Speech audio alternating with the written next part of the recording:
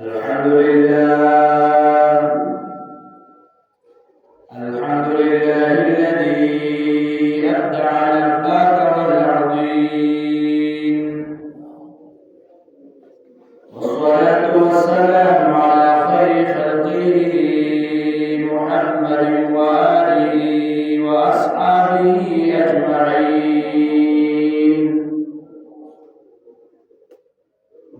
أما بعد، فأعوذ بالله من الشيطان الرجيم. بسم الله الرحمن الرحيم. قال الله تبارك وتعالى في القرآن المجيد: والفرقان الحميد.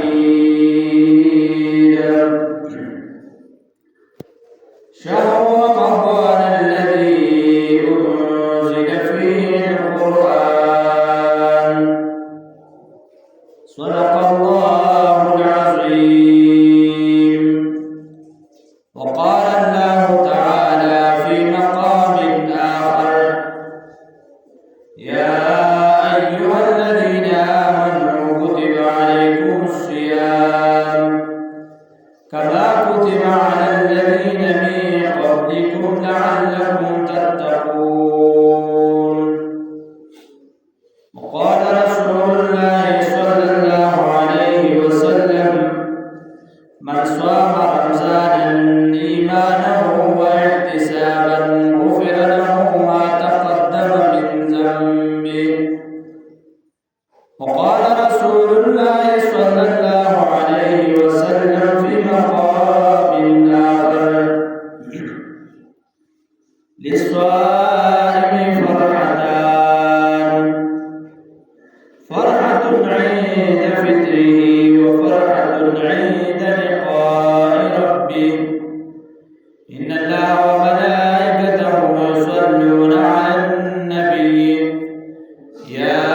أيها الذين آمنوا صلوا عليه وسلموا تسليما.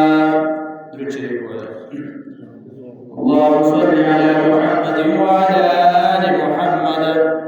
كما صليت على إبراهيم وعلى آل إبراهيم إنك حميد مجيد. اللهم بارك على محمد وعلى آل محمد كما باركت على إبراهيم وعلى آل إبراهيم إنك حميد مجيد. زمان الإسلام ډېر عزتمن او محترم مسلمانانو، الله رب العزت په انسان باندې ډېر زیات احسانات کړي دي. خو د ورځو په اعتبار سره وایي الله رب العزت هم ډېر زیات احسانات کړي دي. ټولې ورځې الله رب العزت پیدا کړي دي، لیکن د جمعې ورځ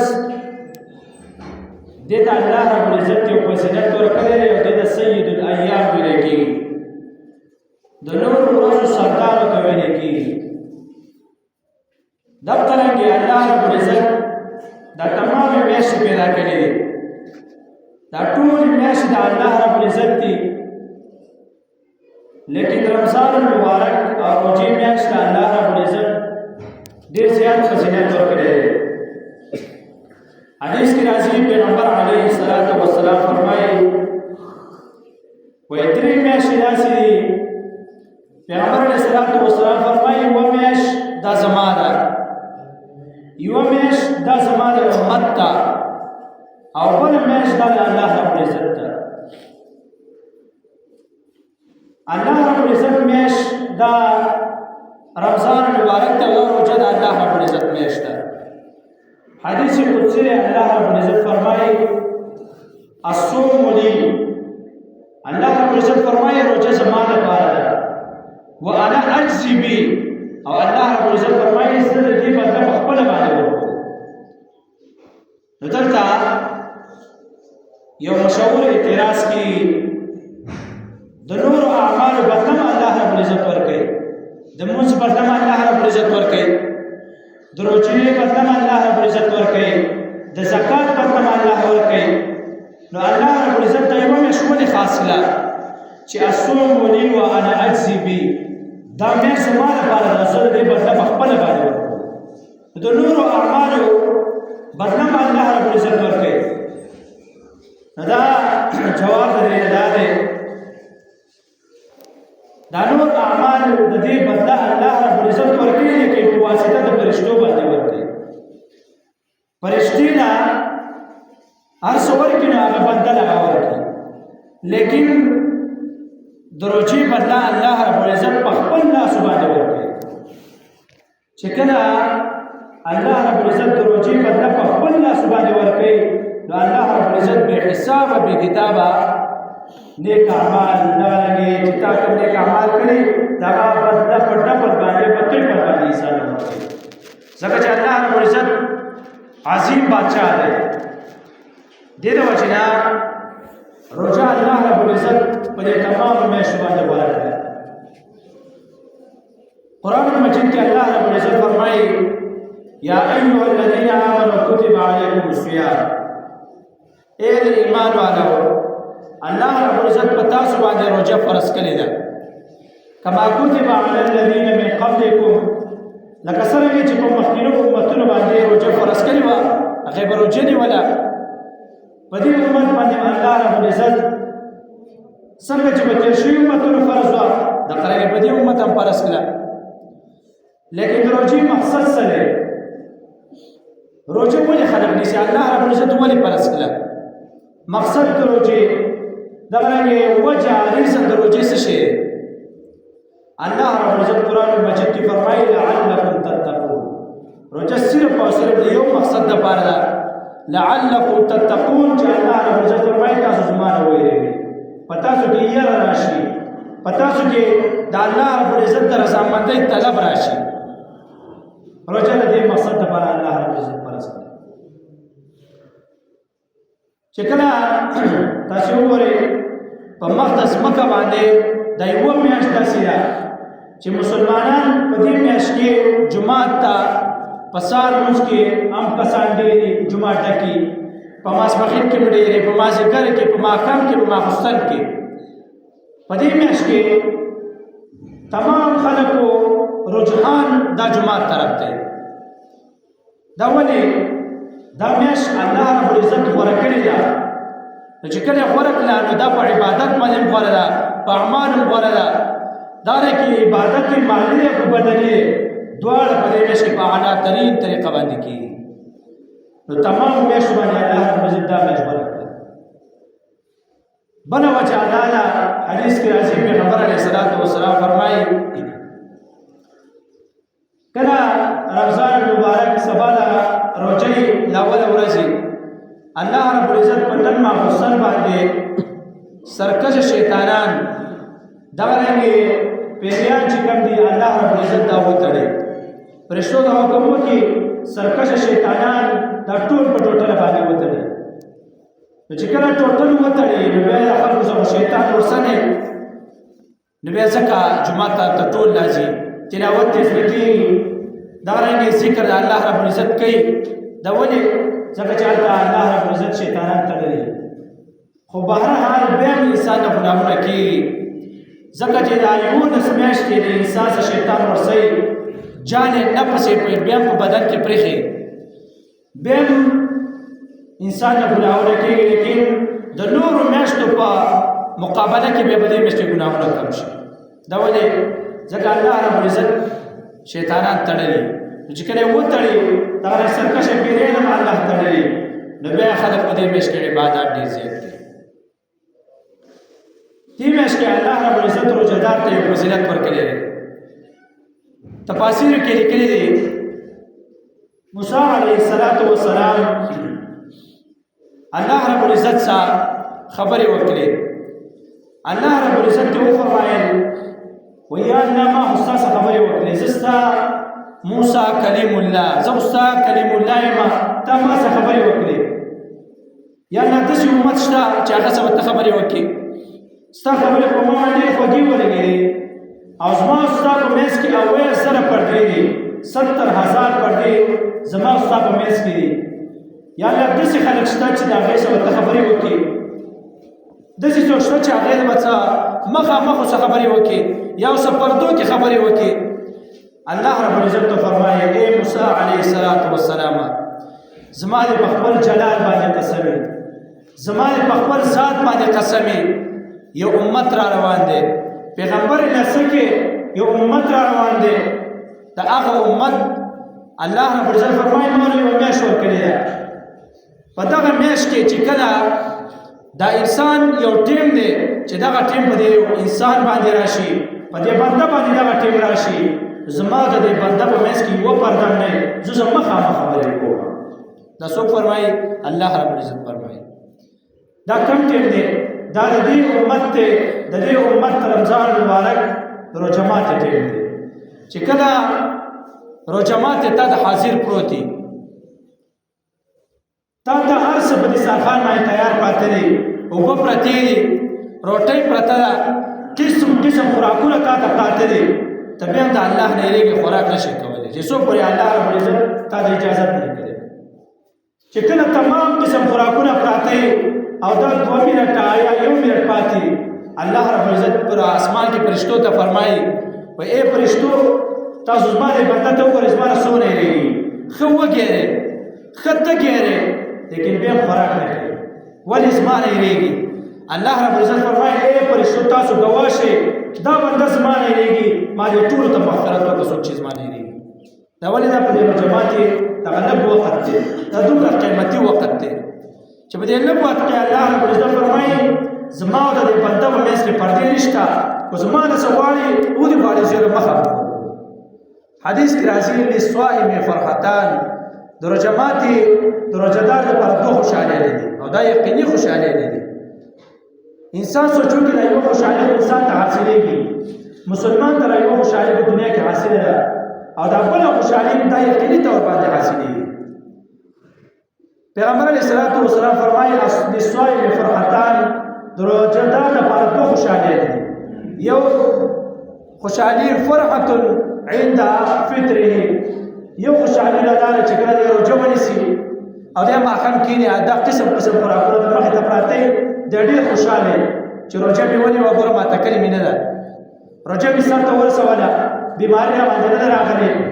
قسم قسم خوراکونه مې مخې ته پراته دي نو دی خوشحاله چې کله روژه ماته کړي تاسو پته لګېدلي سړی ډېر ډېر خوشحاله نو یو خوشحالي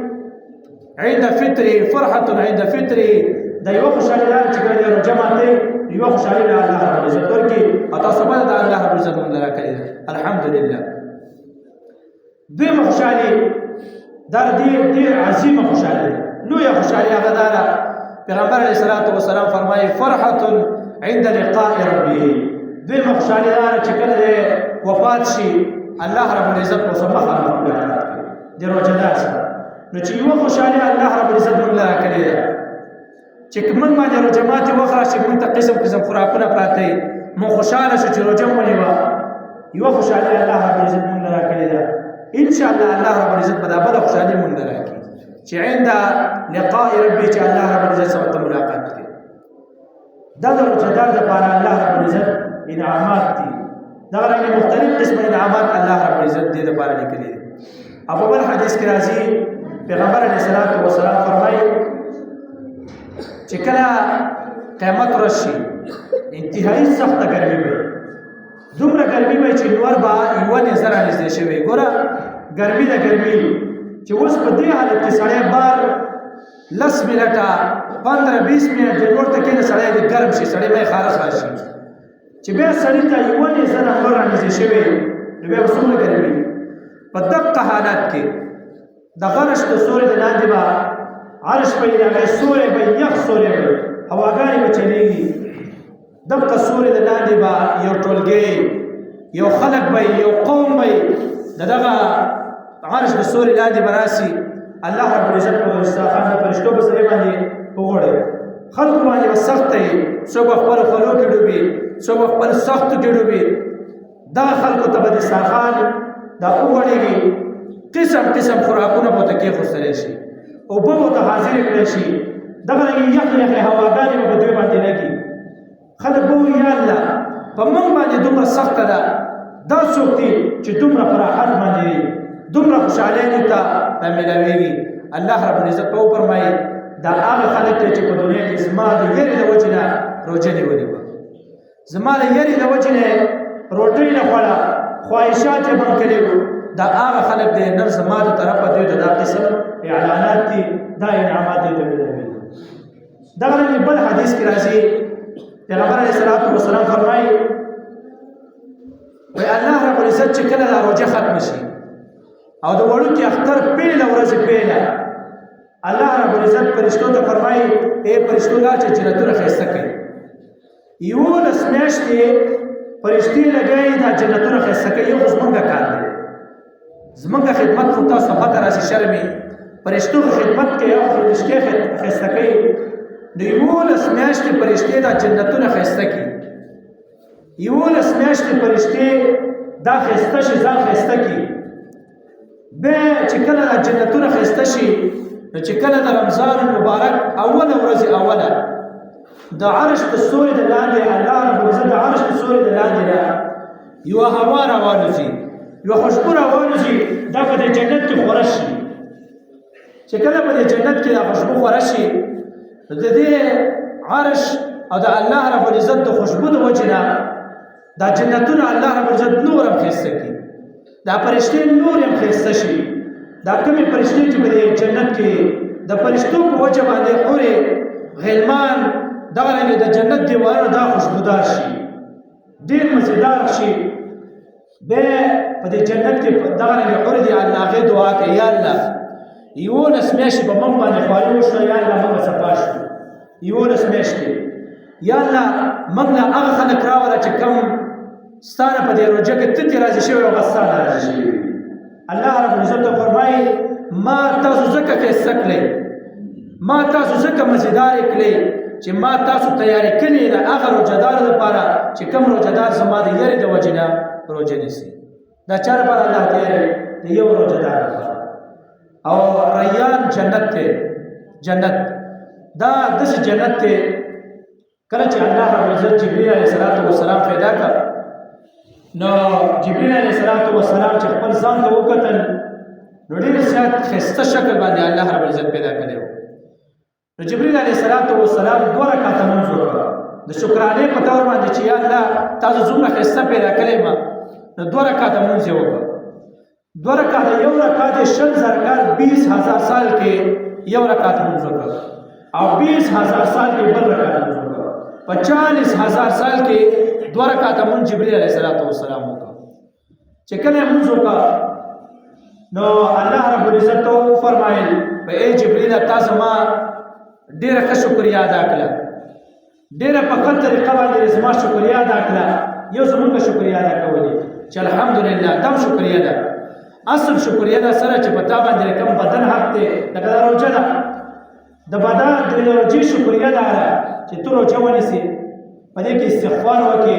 په دې کې لا اله الا الله ذکر وکړې. لکه حدیث کې راځي پیغمبر علیه السلام فرمایي تاسو د روژې کې 4 اعمال وکړئ، 4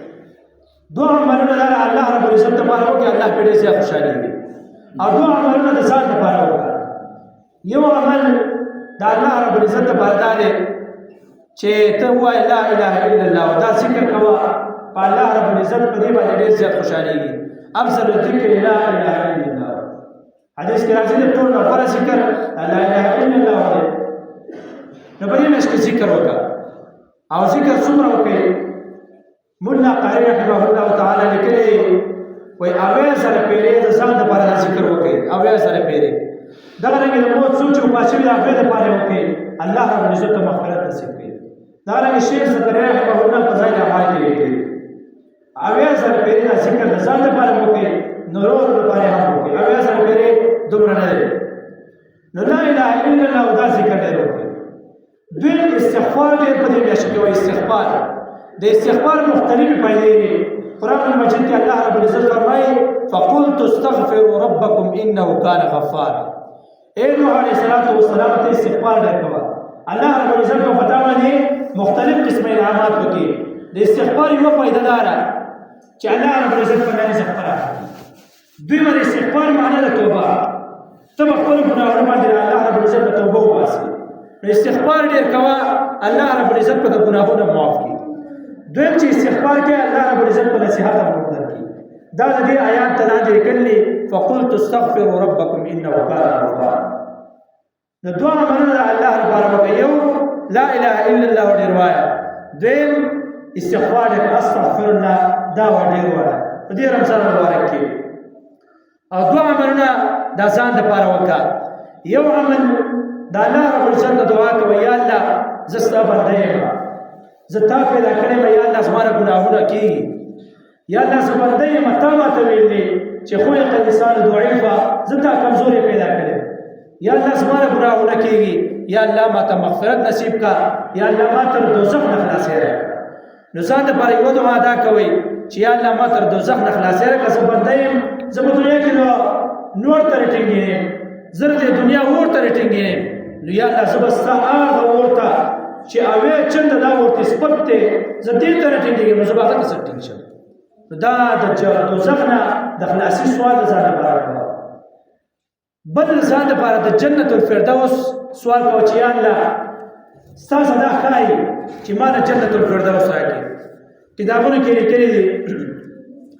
د پیغمبر علیه الصلاة والسلام د روضې مبارکې خواته یو کس ولاړ، دعا یې وکړه و یا الله که ته ما معاف کړې نو یا الله زه به هم خوشحاله شم، یا الله ته به هم خوشحاله شې. دا صاحب قبر چې په دې قبر کې پروت دی جناب نبی کریم صلی الله علیه وسلم، یا الله دا به خوشحاله شي. او یا الله زموږ د درې واړو دشمن چې شیطان دی هغه به خفه شي. یا الله ته ماته مغفرت وکړه، ما معاف کړه. او یا الله که ته ما معاف نه کړې نو یا الله زه به هم خفه یم، یا الله ته به هم خفه یې چې ته زما خالق یې. او یا الله دا صاحب قبر دا به هم خفه یې چې زه امتي یم او دوزخ ته ځم. او یا الله یو شی یو کس دا به خوشحاله چې هغه شیطان دی دا به خوشحاله یې. وایي غیبي اواز ورته وشي چې ای بنده که تا دا دعا د تمام انسانیت د تمام مسلمانانو دپاره غوښتلې وې الله ته وفرمایل ما به دا تمام معاف کړی وې، خو کاش تا د ځان دپاره او تا ته مې مغفرت وکړه. نو دې ته به چې نه دعا کوو چې یا الله که ته ما ته مغفرت وکړې ما معاف کړې نو یا الله زه به هم خوشحاله شم، یا الله ته به هم خوشحاله شي، یا الله جناب نبی کریم صلی الله علیه وسلم هم خوشحاله شي او شیطان به خفه شي.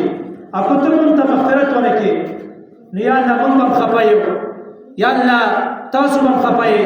یا الله پیغمبر علیه الصلاة والسلام هم خفه یې ځکه چې امتي دوزخ ته ځي او شیطان دا به خوشحاله وي. نو یا الله موږ ته مغفرت وکړه. دې د وجې نه دوه شیونه داسې چې ځان دپاره دي، یو د دوزخ نه د خلاصي سوال، یو د جنت ته راتلو سوال. نو دا څلور اعمال په دې روژه کې کول لپاره دي. بهرحال دا د رمضان مبارک شکریه ده چې ته دا اعمال په دې کې وکړې. نو جبرائیل علیه السلام چې الله کله پیدا کړ نو دا عبادت یې وکړ 40,000 کاله. الله ته وفرمایل ډېر زبردست عبادت یې وکړ، ډېر ښکلی عبادت یې وکړ. لیکن زه یو امت را روان دی زما د محبوب علیه الصلاة والسلام عرش طرف ته الله رب العزت اشاره وکړه په جبرائیل عرش ته وګوره په دې باندې لیکلي اول لا اله الا الله محمد رسول الله. دقه محمد رسول الله دا زما محبوب دی د دې امت را روان دی. دغه امتي چې 2 رکعاته لمونځ ماته په روژه کې وکړي 2 رکعاته لمونځ نزول ساده د 40,000 کاله عبادت نه سیوا ثواب ورکړو. 2 رکعاته لمونځ چې ماته په دې رمضان مبارک کې وکړي فرض لمونځ نه دغه رنګې نه کړو چې کوم ته موږ تراویح وایو چې کوم ته موږ تراویح وایو چې 2 رکعاته لمونځ وکړي 2 رکعاته. نو ای جبرائیل علیه السلام تا چې 40,000 کاله لمونځ کړی زه د هغې نه سیوا ثواب ورکړو. دا په څه باندې په 2 رکعاته لمونځ باندې په 2 رکعاته تراویح باندې. په دې وجه نه تراویح په الله رکعاته کوي. تراویح کې به منډه نه وي زمونږ سب چې ویره چې په 10 منټ په 20 منټه کې تراویح وکړه 20 منټه کې ډن وکړي نه دې 25 منټه کې وکړي. ګورې تاسو سوچ وکړئ موږ د الله رب العزت نه بې دریغه څه غواړو او رزق موږ بې دریغه راکوي او موږ به د ټیم حساب وکړو چې 6 منټه عبادت کوو 25 منټه کې نن تراویح وکړي استاد چې 25 منټه عبادت یې وشماره. هلته الله رب العزت نه هر څه بې دریغه غواړي چې یا الله دومره پیسې راکاو اولاد راکاو مال راکاو پلانې راکاو ډګرې راکا او دلته 6 منټه عبادت وخت حسابې چې دومره وخت کې مې نن عبادت وکړو دومره وخت کې مې وکړو. الله رب رب العزت ته ودرېږه چې څومره ټیم کې ټیم مه حسابوه خو 10 منټه کې دلته امام تراویح کوي خو به 20 کې کوي ته ودرېږه ټیمونه مه حسابوه الله رب العزت ته ودرېږه وایه الله دا ټیم مې تا نه درکړه مانه دومره شی راکړه نو ټیمونه مه حسابوه یو دا دویم عمل تراویح تیزې تراویح دلته د ټولو خلکو مایند سیټ داسې جوړ شوی دی چې قلاره تراویح کوي نو د هغه جومات نه ځي وایي دلته ډېر قلاره کوي مړه ځان نه دی کار کتلی دی نو ګورې ځان په خبره پوهېږې مسله دا ده که چې کله تیز لمونځ وشي تیز زر لمونځ وشي نو په دې لمونځ کې بعضې اشیاء فرض دي بعضې واجب دي نو ټیک شه فرض خو ادا کېږي خو چې کله ته واجب ادا نه کړې دا رکوع کول نیغ ودرېدل دا واجب ده ټیک ده د دوه رکوع په منځ کې ناسته کول دا واجب ده دغرنګې قرت په قراره کول دا واجب ده صورت کې دا واجب دی چې کله ته تیز ووایې زر یې وکړې نو مونځ خو ادا شو لیکن دا مونځ باید بېرته په تا باندې واجب الاعاده دی بېرته په تا باندې واجب دی بېرته به راګرځې نو 20 رکعاته تراویح دې په زر دې وکړې بېرته باندې هغه 20 رکعاته بېرته واجب کېږي بېرته به 20 رکعاته راګرځې همونږ څه په زر یې وکړو ایسته ځي نو الټا سړی ګناه راشي جومات ته دې لپاره راځي چې تراویح وکړم چې بېرته جومات ته وځي نو هغه به الټا ګناهګار شوی چې موږ راځو جنت لپاره چې موږ له الله جنت راکړي چې واپس وځي نو سړی دوزخي وکړي نو دې ته وجه تراویح قلاره کوي ټیمونه به الله رب العزت ته نه حسابوي نو دا عمل دی دې ته وجه نه جبرائیل علیه السلام ته الله وفرمایل په دې 2 رکعاتو باندې زه دې چې بنده ده ستا د دغه 40 سره عبادت چې وکړه 2 رکعاته مونځ د دې نه سوا ثواب زور کوم جبرائیل علیه السلام ته تپوس وکړه وایي یا الله چې ته کله دومره په 2 رکعاتو باندې دومره ثوابونه ورکې نو دې بدله څه شی ده الله رب العزت ته فرمایل جنت پور ورکم او ریان جنت پور ورکم ریان جنت بزدیو نه ورکم نو جبرئیل علیه السلام ته فرمایي یا الله کومه ته اجازه تر کې زه به جنت کې لاړ شم مزل وکم الله رب العزت ته فرمایل او مزل وکورشه چې کله جنت ته ورلې نو جبرئیل علیه السلام د الله رب العزت شپږ سوه وزرې ورکړي شپږ سوه دې دومره تیز مزل کوي د سترګې د رب په مقدار باندې د اسمان نظمه کې ترازی دومره تیز مزل باندې کاوه جبرئیل علیه السلام په دومره تیز مزل کاوه چې د سترګې د رب په مقدار باندې به د عرش نه ځمکې ته دې مزل نه ورسوه او څومره مزل دی د دې ځمکې نه د اسمانه پورې کتابونو کې راځي 15,000 کاله مزل دی 15,000 کاله الله رب العزت د اسمان دا یو نری پرده نه ده الله رب العزت د اسمان دومره پیدا کړی چې په دې کې دننه ته مزل کې نو 5000 سال مزل په دې کې دننه دی څومره چې موږ ته د دې سره بار اسمانه پورې دا ارڅ ښکاري دغه مزل دننه په دې اسمان کې دی دومره الله رب العزت پیدا کړی نو برش د عرب د وو اسمانونه دي نو د وو اسمانونه به ځمکه جبرئیل علیه السلام دلته د سترګې د رب په شان کې مزل کاوه الله رب العزت ته اجازه ورکړه د جنت ته کله ورننوت نو په دې جنت کې مزل شروع چې کله مزل شروع کا نو د سار نه د مازیګر پورې د مزل وکړه په بل روایت کې د در سار نه د ماسپخینه پورې مزل وکړه چې کله مزل وکړ داري وی ولې سوري لاندې کېناس چې کله کېناس نو الله رب العزت یې فرمایي الله ته چې کوم بندر جنت ورکې ستاسو محبوب امتی ته جنت ورکې یا الله ما ډېر مزل په جنت کې وکړ ما به د نیمه حصہ سدریمه حصہ پورې مزل کړی په جنت کې په الله رب العزت فرمایي چې اے جبرئیل تعالی معصوم سره درکړي شپږ سوا او تعالی زدا وزري 1800 کم درې چندې کوتا او د دې مزل ستا تیزم شي نو بیا هم ته زما د محبوب امتی چې زونه یو ادنا امتی لري چې زه هغه جنت ورکوم ته دا غیر سمې حصے ته وسم نه رسېږي لسمې حصے ته دومره جنت الله رب العزت یو بنده نه ورکړي دا په سبا باندې په 2 رکعاته موږ باندې پر رمضان مبارک دې ته جناب دې میاشت کې الله رب العزت په زینت ورکړي اصل نه ورکړي نو پر رمضان مبارک کې د بعض اعمال خیر به خامخا ساتي یو خدای دې رمضان مبارک په زینت ته دوی په دې کې مسائل داري چې په دې کې تلاوت کول دا ضروري خبره ده چې یو قران ختم کې الله رب العزت ته د دومره قران نو ثواب ورکړي لکه اوې پیر دې چې په عام ورځ کې ختم کړي دوه رکعاته نفل مونځ چې وکړې الله رب العزت ته به فرض ثواب درکوي او چې د دوه رکعاته فرض دا وکړي نو الله رب العزت له په اویا باندې بدلوي او قسم دی حدیث کې راځي چې دوه رکعاته فرض مونځ سړی پرېږدي او تمام عمر تمام لږ وخت نه تمام عمر نفل کوي تمام عمر دغه رنګې په مسجد کې ناستي ټول عمر دا نفل مونځ کوي صدقې ورکوي د هغه دوه رکعاته فرض ثواب له الله بیا نه ورکوي نو د فرض ثواب دومره دی دې له وجې نه فرض به نه پرېږدي دغه رنګې په دې کې به د جمع اهتمام کې سړی د جمع سره مونځ کوي نو دغه رنګې الله رب العزت له یو فرض دا په اصل په ویې باندې باندې خو چې کله بیا په جمع باندې وکړي الله رب العزت له نور بچن کوي نو دا دې اعمال دا په دې کې خامخا کوي دغه رنګې بل مسله دا چې کله روژه ماتې کې یا تاسو روژه نیسئ نو پاو ساعت مخکې دا روژه مخکې بندوئ که چاته ټیم معلومي نو ټیم کې اختلاف دی چې کوم ایجوکیټډ خلک دی هغه ته پته چې ټیم کې د پاو ساعت اختلاف شته بعضې خلک وایي پاو ساعت مخکې داخلېږي بعضې خلک وایي پاو ساعت وروسته داخلېږي دې د وجې نه احتیاطاً فتوا په دې باندې ده چې پاو ساعت مخکې به روژه بندوي یوه مسله دا ده دویمه مسله دا چې کله روژه ماتېږي نو بعضې خلکو نه یا امامي یا بعضې ماشومانې روژه اذان اکثر مخکې وکړي نو د ټیم اهتمام لازمي دی ځان سره نقشې موبایل کې تصویرات هر چا سره ورسئ موبایل نو د نقشې نه تصویر وباسئ چې کومه نقشه په جوماتونو کې لګېدلې هغې نه تصویر وباسئ نو هغې ته ګورئ چې کوم ټیم باندې وخت داخلېږي نو که اذان یې وروسته وکړو نو اذان ته انتظار کوئ خو که مخکې چا وکړو نو روژه ماته نه کوي اجره روژه خراب شي دا د دې مسایل دي بل د دې روژه کې بله مسله دا ده